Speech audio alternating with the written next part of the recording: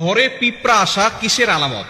আমাদের অনেকের ঘরে পিঁপড়া আসে, আবার পিঁপড়া চলেও যায়, কিন্তু যখন পিঁপড়া আসে তখন আমরা একেবারে অসহ্য হয়ে যাই এবং অনেক ভাবে পিঁপড়াকে আমরা দুনিয়া থেকে বিদায় করে দেই। অনেকে গরম পানি ঢেলে দিয়ে পিঁপড়াকে মেরে ফেলে, অনেকে বিভিন্ন মেডিসিন দিয়ে পিঁপড়াকে মেরে ফেলে।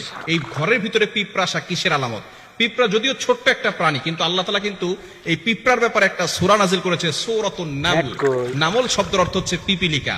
সুবহানাল্লাহ বিহামদি। আল্লাহ তাআলা পিপিলিকার নামে একটা সূরা নাজিল করে দিয়েছেন। এবং সুলাইমান আলাইহিস সালাম যখন তিনি বাচ্চা ছিলেন তখন এই পিপিলিকার একটা ঘটনা আল্লাহ কোরআনে বলে দিয়েছেন। কোরআন খুলেন 19 নম্বর পারা 17 নম্বর পৃষ্ঠার 2-3 নম্বর লাইন, সূরাতুন নামলের 18-19 নম্বর আয়াত আল্লাহ বলছেন, হাত্তা ইদা আতাউ আলা ওয়াদিন নাম قالت نملة يا أيها النمل ادخلوا مساكنكم لا يحطمنكم سليمان وجنوده وهم لا يشعرون। সুলাইমান আলাইহিস সালামকে আল্লাহ তাআলা একটা সিংহাসন দিয়েছিলেন। এই সিংহাসন দিয়ে সুলাইমান আলাইহিস সালাম সব জায়গায় যেতে পারতেন এবং সকল প্রাণীর কথা তিনি শুনতে পারতেন। সুবহানাল্লাহ। একজন বাচ্চা পৃথিবীতে এমন ছিল যিনি সারা পৃথিবীর সকল প্রাণীদের ভাষাও বুঝতেন এবং সারা পৃথিবী শাসন করেছেন। তিনি ছিলেন হযরত সুলাইমান আলাইহিস সালাম। এই সুলাইমান আলাইহিস সালাম তার এই দলবল নিয়ে সেখান থেকে যাচ্ছিলেন এক রাস্তা দিয়ে। তখন যে পিপিলিকার নেত্রী ছিল তিনি একজন নারী পিপিলিকা ছিল। এই নারী পিপিলিকা তার সকল পিপিলিকা বাহিনীকে বলছিল, قالت نملة يا أيها النمل ادخلوا مساكنكم لا يحطمنكم سليمان وجنوده وهم لا يشعرون। তোমরা তাড়াতাড়ি করে তোমাদের গৃহে চলে যাও। সুলাইমান আলাইহিস সালাম তার দলবল নিয়ে আসতেছে। সুলাইমান আলাইহিস সালাম তার দলবল নিয়ে আসতেছে। তাদের অজান্তেই তাদের পায়ের আঘাতে আমরা কিন্তু পিষ্ট হয়ে যেতে পারি। তাড়াতাড়ি সুলাইমান আলাইহিস সালামের দলবল আসার আগেই তোমরা তাড়াতাড়ি ভিতরে চলে যাও। সুলাইমান আলাইহিস সালাম এই কথা শুনলেন, শোনার পরে আল্লাহর শুকরিয়া আদায় করলেন আর বললেন, আল্লাহ, একজন পিপিলিকা সেও কথা বলছে, নেতৃত্ব দিচ্ছে, একজন পিপিলিকার মাথায় কতটা বুদ্ধি রয়েছে। আল্লাহর শুকরিয়া আদায় করলেন, নিয়ামতের শুকরিয়া আদায় করলেন। হযরত সুলাইমান আলাইহিস সালামের আরো একটি ঘটনা রয়েছে। সুলাইমান আলাইহিস সালাম একবার নদীর পাড়ে বসে আছেন, এমন সময় দেখে দূর থেকে একটা পিপিলিকা তার মুখের ভিতরে একটা গম নিয়ে সামনে হেঁটে হেঁটে যাচ্ছে।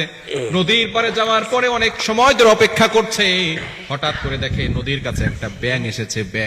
ব্যাঙ আসার পরে পিপিলিকাটা তার মুখের ভিতরে গম নিয়ে সেই ব্যাঙের মুখের ভিতরে ঢুকে গেছে। ঢুকে যাওয়ার পরে এবার ব্যাঙটা পিপিলিকাকে নিয়ে চলে গেল নদীর তলদেশে। যাওয়ার পরে সুলাইমান আলাইহিস সালাম মনে মনে চিন্তা করলো, হয়তো ব্যাঙটা পিপিলিকা খেয়ে ফেলেছে। কিন্তু কিছুক্ষণ পরে দেখে সেই ব্যাঙটা আবার উঠে এসেছে।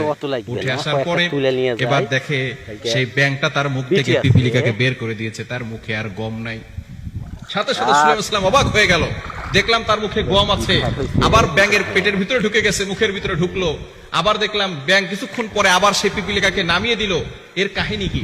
সরাসরি সুলাইমান আলাইহিস সালাম সেই পিপিলিকাকে জিজ্ঞেস করলো, পিঁপড়া, তুমি দেখলাম একটা গম নিয়ে গেলে, আমি মনে করেছি তোমাকে ব্যাঙ খেয়ে ফেলেছে, কিন্তু তোমাকে তো খায় নাই, তুমি সেই গম কি করেছো? এবার পিপিলিকা জবাব দিচ্ছে, আল্লাহর পয়গম্বর, আমাকে আল্লাহ তাআলা একটা দায়িত্ব দিয়েছেন। এই নদীর তলদেশে একটা পাথর আছে, সেই পাথরের নিচে একটা পোকা আছে, সেই পোকাটা হচ্ছে অন্ধ।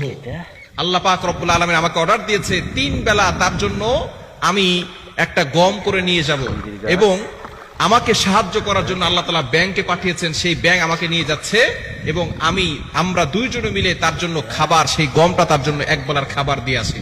সুবহানাল্লাহ বিহামদি। সুতরাং যারা আল্লাহর উপরে ভরসা করে, সে যদি অন্ধ হয়, আল্লাহ তাআলা তার খোঁজ খবর রাখেন।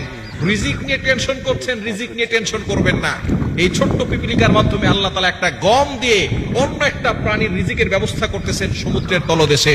সুতরাং আল্লাহ তাআলা যদি সেই প্রাণীকে খাওয়াতে পারেন, আমাকে আপনাকে আল্লাহ খাওয়াতে পারেন না? এজন্য আল্লাহর উপরে ভরসা রাখবেন। আল্লাহ নিজে বলছেন সূরাতুত তালাকের 2-3 নম্বর আয়াতে, ওয়া মান ইয়াত্তাকিল্লাহা ইয়াজআল লাহু মাখরাজা ওয়া ইয়ারযুকহু মিন হাইথু লা ইয়াহতাসিব। যারা আল্লাহর উপর ভয় রাখবে, আল্লাহর তাওয়াক্কুল এবং আল্লাহর ভয় অন্তরে ফিট করবে, তাদের জন্য আল্লাহ তাআলা রিজিকের ব্যবস্থা করে দিবেন। সুতরাং এই পিপিলিকা হচ্ছে যেই ঘরে যায় সেই ঘরে খাদ্য থাকে। এই জন্যই পিপিলিকা আসে, খাদ্য খাওয়ার পরে তারা চলে যায়। এই জন্য যেই ঘরে খাদ্য থাকে, পিপিলিকা আসা মানে হচ্ছে ওই ঘরের ভিতরে আল্লাহ পাক রব্বুল আলামিন বরকত দিবেন এবং আল্লাহ পাক রব্বুল আলামিন সেই ঘরকে ধনী বানাবেন, ঘরের মানুষকে ধনী বানাবেন। এই জন্য পিপিলিকা ওই ঘরের ভিতরে আসে। পিপিলিকা আসা এটা বরকতের লক্ষণ, এটা কিন্তু খারাপ লক্ষণ নয়। বরকত নিয়ে পিপিলিকা আসে। এই পিঁপড়াকে যদি আপনাকে ক্ষতি করে তাহলে আপনি মারতে পারবেন, যদি ক্ষতি না করে তাহলে পিপিলিকাকে আঘাত করবেন না। এটাও আল্লাহর প্রাণী। আল্লাহর কোন প্রাণীকে ক্ষতি যদি না করে তাহলে আপনি আক্রমণ করবেন না।